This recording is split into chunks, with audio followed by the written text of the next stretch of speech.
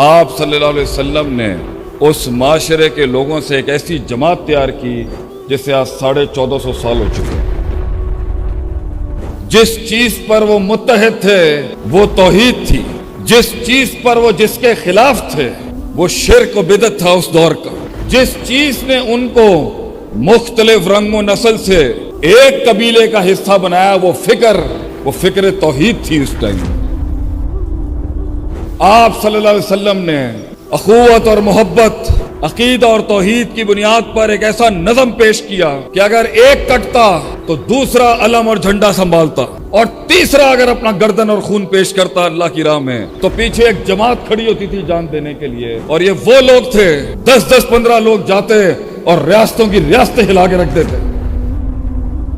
نہ نبوت اللہ نے رومیوں کو دی، نہ فارسیوں کو دی، نہ مصریوں کو دی، اللہ نے آخری وقت کا امام کھڑا کیا تو عرب کی سرزمین سے کھڑا کیا۔ اللہ کے نبی صلی اللہ علیہ وسلم نے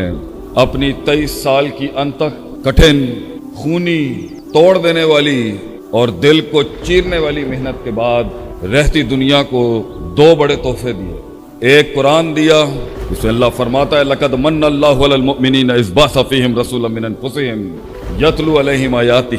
ویزکیہم ویعلمہم الکتاب والحکمہ، کہ انسانیت اپنی سیاسی اعتبار سے، اجتماعی اعتبار سے،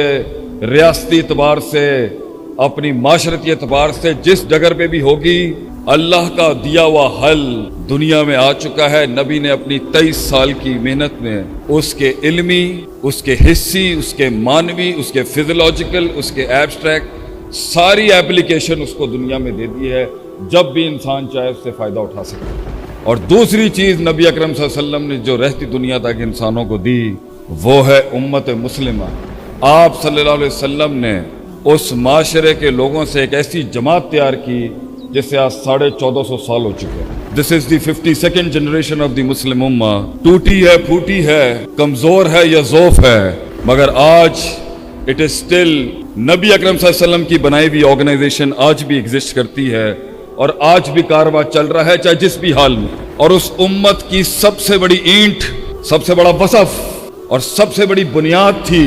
عقیدہ اور اخوت۔ جس چیز پر وہ اکٹھے تھے وہ توحید تھی، جس چیز پر وہ متحد تھے وہ توحید تھی، جس چیز پر وہ جس کے خلاف تھے وہ شرک و بدعت تھا اس دور کا، جس چیز نے ان کو مختلف رنگ و نسل سے ایک قبیلے کا حصہ بنایا وہ فکر توحید تھی اس ٹائم، کہ انسانیت کانسٹنٹینوپل سے لے کے Persia and from Indonesia to Spain شرک کے ایسے گڑھوں میں ڈوبی ہوئی تھی کہ اس دور کے مورخین لکھتے ہیں، ابن ہشام لکھتا ہے کہ 5 یا 6 مباحث ہوں گے اس دور کے اندر، جن میں سے کوئی ایک یمن میں تھا، ایک کہیں فارس کے اندر تھا، کہیں تھا، گنتی کی اس ٹائم پر روشنی تھی۔ آپ صلی اللہ علیہ وسلم نے